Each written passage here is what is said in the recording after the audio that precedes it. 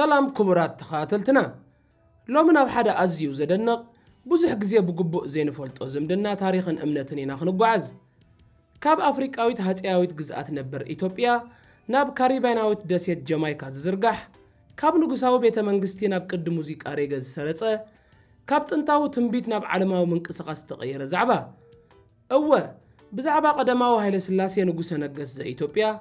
بزعبا أرماريجا موزيك أزوغانا جامايكاوي بوب مارلي كمون بزعبات نخلتي زراخبة أمنة راستافاري خنزاربينا ناي بحق راستافاريانس نهايل سلاسي كم نبوي كأخم أملاخ يملخو وديم راستافاريانس نهايل سلاسي خملخو وزقبرو مخنياتات كأنتايو قد موزيكا ريقا ما بقولو ناي راستافاريانس ديو اتا أزي صلاو دمس أو علمنا بوب مارلخة ناي بحق نقص هايل سلاسي خم أملاخ يريون يرديو زبلو حطوطات حبيرنا نملس نازي فيديو لايك بمقبار اتوم سابسكرايب زي قبركمون سابسكرايب جيركم نتانا يدول ملكت بمطوع كسام مودة تختكتاتو لنا بخبر نعدمكم نقص هايل سلاسي ولا قاب استفل عليه وقنات تاريخه بتواقع مرقزتات ززنتو انتخونه بزحات أدنقت النقفت نقوى انتهالوه فتقار زمناويت إثيوبيا مخانون قبل ببزحات إثيوبيا وين عبوبوتا خمزنو برون كساب حجون كمزلون زك حدا يكونن قدماو هايل سلاسي جن منيو إذا بسم لداتو تفرمو كنن زفلت نقص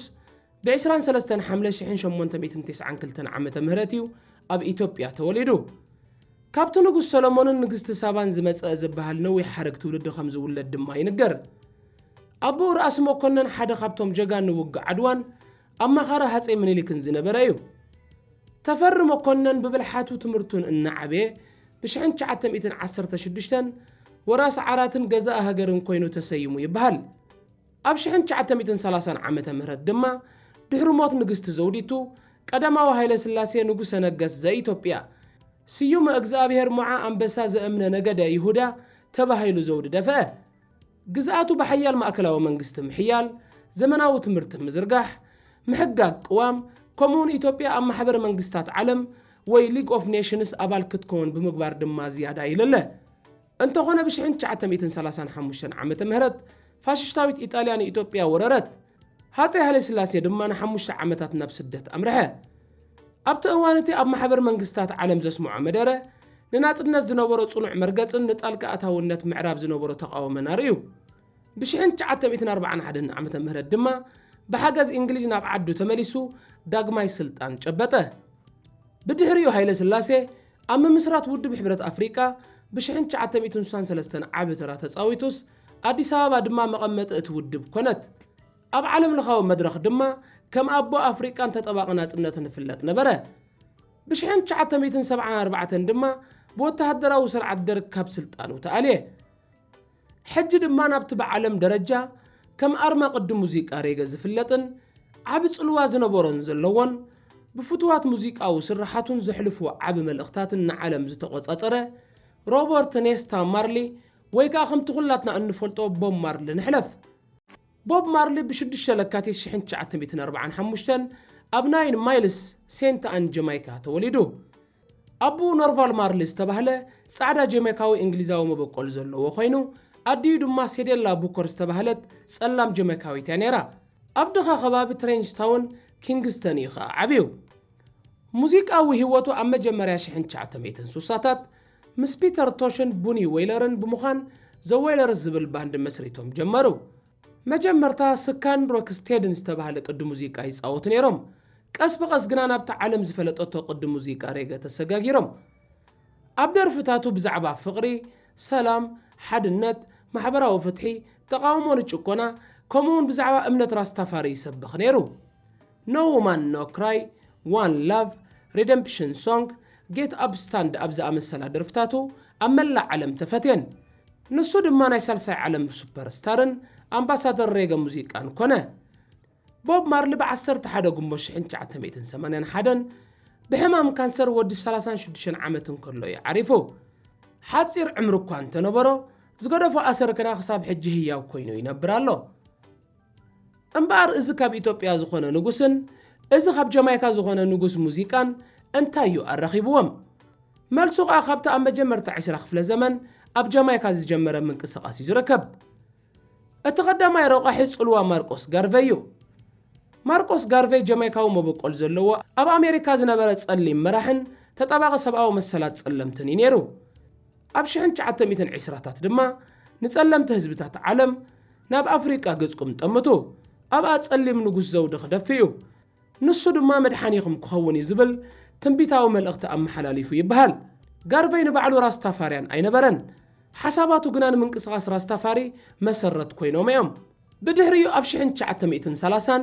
ራስ ተፈሪ መኮነን ኣብ ኢትዮጵያ ቀዳማዊ ሃይለ ስላሴ ንጉስ ነገስት ሙዓዘ ኣንበሳ ዘእምነ ነገደ ይሁዳ ስዩም እግዚአብሔር ተባሂሉ ንጉስ ኮይኑ ተሸመ ብዙሓት ካብቶም ኣብ ጀማይካ ዝነበሩ ንድሕነት ጽበይ ዝነበሩ ሰዓብቲ ጋርቬይ ድማ እዚ ፍጻሜ ዝነት ትንቢት ጋርቬይ ዝረጋገጽ መሰሎም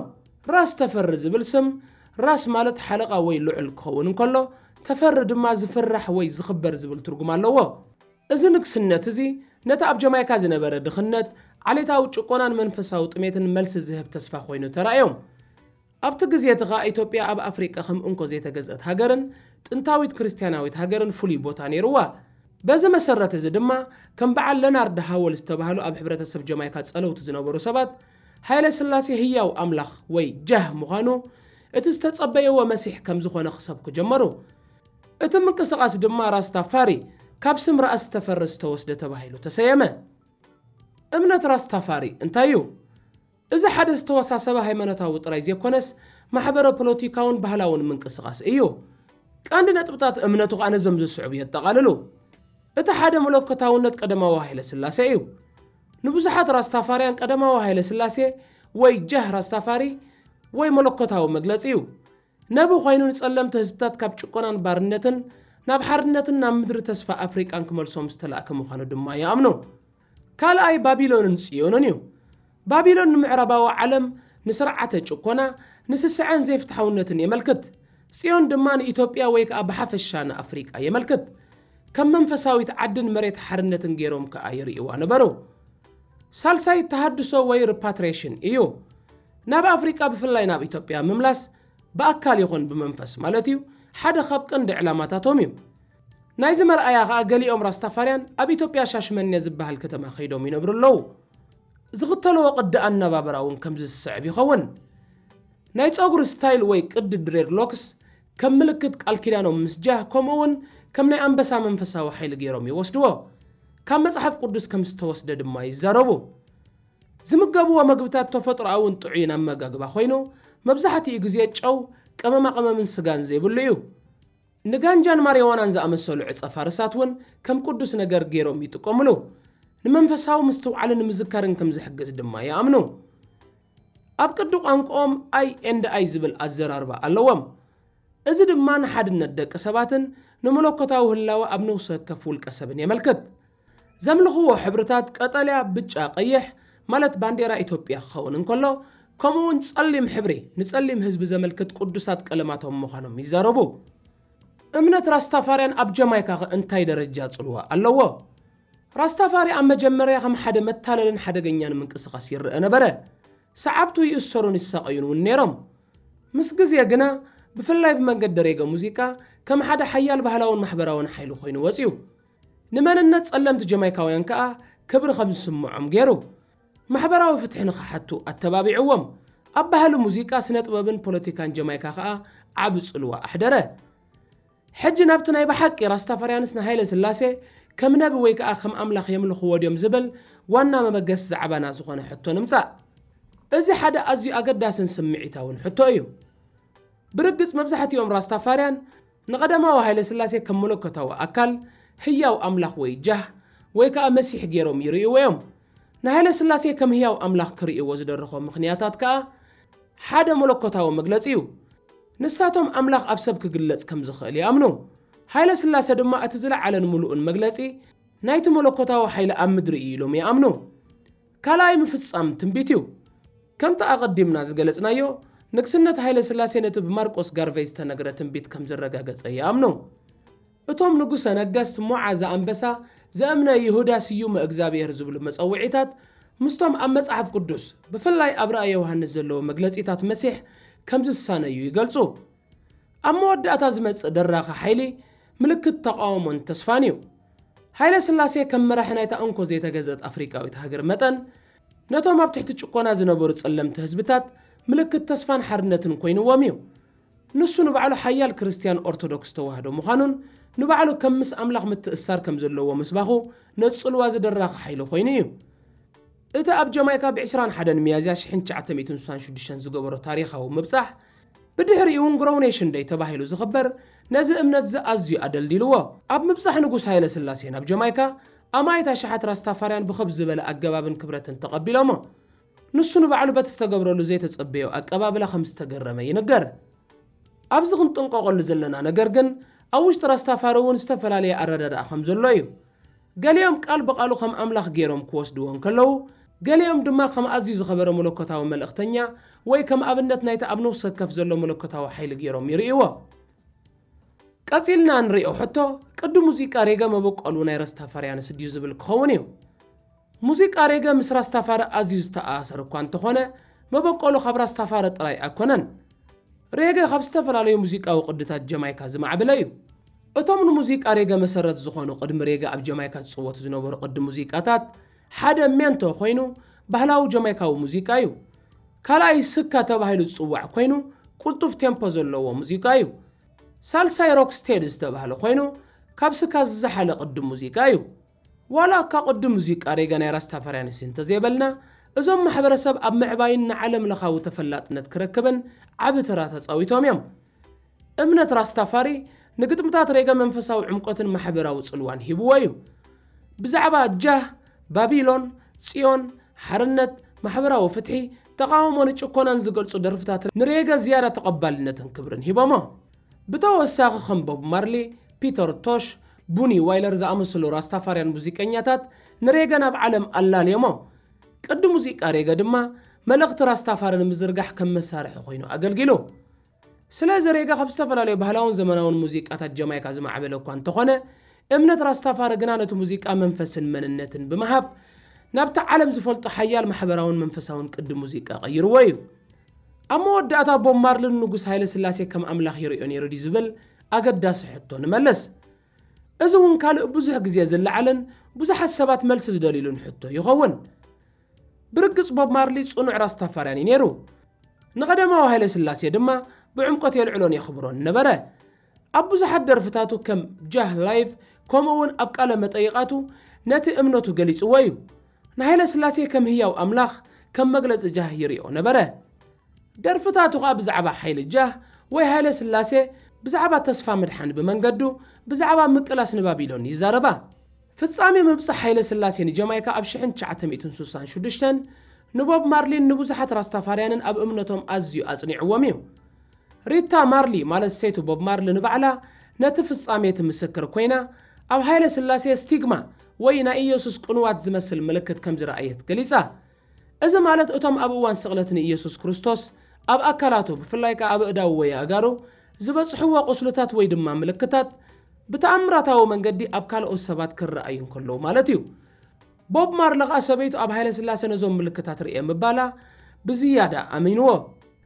እቲ ካልእ ኣዘራራቢ ምኽንያት ኣምልኾ ቦብ ማርሊን ሃይለ ስላሴ ናብ ኦርቶዶክስ ተዋህዶ ቤተ ክርስቲያን ኢትዮጵያ ምጥማቕ እዩ ኣብዚ ግን ሓደ ኣገዳሲ ነጥቢ ክንዝክር ኣለና ቦብ ማርሊ ኣብ መወዳእታ ዓመታት ህይወቱ ቅድሚ ሞቱ ቅድሚ ገለ ኣዋርሕ ብኣቡነ ይስሐቅ ኣቡና ኢትዮጵያ ኦርቶዶክስ ተዋህዶ ቤተ ክርስቲያን ተጠሚቑ ብርሃነ ስላሴ ዝብል ክርስቲያናዊ ስም ተዋሂብዎ እዩ እዚ ፍጻሜ እዚ ኸኣ ገሊኦም ከም ምልክት ናይቲ ናይ ሃይለ ስላሴ ዝነበሩ ኣኽብሮት ምኽንያቱ ሃፀይ ሃይለ ስላሴ ጽኑዕ ኦርቶዶክሳዊ ስለ ዝነበረ ክርእይዎን ከለዉ ገሊኦም ድማ ውልቃዊ ምርጩን መንፈሳዊ ዕብየቱ ምዃኑ ይገልጹ ስለዚ በዞም ዝረኣናዮም ምኽንያታት ቦብ ማርሊ ሃይለ ስላሴ ብመልክዕ ራስታፋርያዊ ኣረዳድኣ ከም መለኮታዊ ኣካል ገይሩ ብጽኑዕ ይኣምነሉን የኽብሮን ነይሩ ክንብል ንደፍር ምንቅስቓስ ራስታፋሪ ካብ ጀማይካ ወጻኢ ኣብ መላእ ዓለም ብፍላይ ኣብ ካሪብያን ኣሜሪካ ኤውሮጳን ኣፍሪቃን ተዘርጊሑ እዩ እዚ ኸኣ ብቐንዱ ብመንገዲ ሬገ ሙዚቃን መልእኽቲ ቦብ ማርሊን ኣስፋሕፊሑ ጽልዋታት ናይዚ እምነት እዚ ድማ ሓደ ባህላዊ ጽልዋ እዩ ጸጉሪ ድሬድ ሎክስ ቀይሕ ብጫ ቀጠልያን ጸሊምን ቀለማት ራስታ ቅዲ ሙዚቃ ሬገ ከምኡውን መልእኽቲ ሰላም ሓድነትን ተቃውሞን ኣብ ዓለማዊ ባህሊ መንእስያት ዓብ ጽልዋ ኣለዎም ካልእ ኣብ ከተማ ሻሽመኔ ኢትዮጵያ ዘሎ ጽልዋ እዩ ቀደማዊ ሃይለ ስላሴን ኣፍሪቃውን ዲያስፖራ ኣብ ኢትዮጵያ መሬት ሂቡ ነይሩ ሻሽመኔ እትበሃል ከተማ ድማ ማእከል ናይቶም ካብ ጀማይካን ካልኦት ሃገራት ኣፍሪቃ ዝመጹ ራስታፋርያን ኮይና ትርከብ እዚ ነቲ ምምላስ ናብ ጽዮን ወይ ከዓ ምምላስ ናብ ኣፍሪቃ ዝብል ራእዮም ብተግባር ዘርኢ ይኸውን ክሳብ ሕጂኻ እምነት ራስታፋሪ ንብዙሓት ሰባት ምንጭ መንፈሳዊ መሪሕነትን ማሕበራዊ ንቕሓትን ኮይኑ ይቕጽል ኣሎ ክቡራት ተኸታተልትና ከምዚ ዝረኣናዮ ዝምድና ቀዳማዊ ሃይለ ስላሴ ቦብ ማርሊን እምነት ራስታፋርን ሓደ ካብቶም ኣዝዮም ዘገርሙ ታሪኻውን ባህላውን ምትእስሳር እዩ ብትንቢት ብንግስነት ስደት ሙዚቃ እምነትን ተስፋን ዝተኣሰረ እውን እዩ ቀንዲ መልእኽቱ ድማ ሓርነት መንነት ፍትሕን ሰላምን ንምድላይ ዝግበር ዘይቋርጽ ቃልሲ ኣፍሪቃውያን ዘጉልሕ ይኸውን ክሳብ መወዳእታ ስለ ዝተኸታተልኩምኒ ካብ ልቢ የመስግን ምሳኹም ጽናሕኹ ኣዳላውን ኣቕራብን ናይ ዝመደብ ምስጉን ኣብርሃየ ብዛዕባ ዘቕረብናዮ መደብ ወይ እውን ምትእስሳር ንጉስ ቅዲ ሙዚቃ ሬጌ ቦብ ማርሊን ንጉስ ሃይለ ስላሴን እምነት ራስታፋርን ዘለኩም ርእቶን ሕቶታትን ኣብ ቦታ ኮመንት ብምጽሓፍ ክትገልጹልና ንዕድም ኣብ ካልእ መደብ ብዛዕባ ኣገዳሲ ዛዕባ ክሳብ ንራኸብ ሰላም ጥዕናን ዕቤትን ይምነየልኩም ሰሰናዩ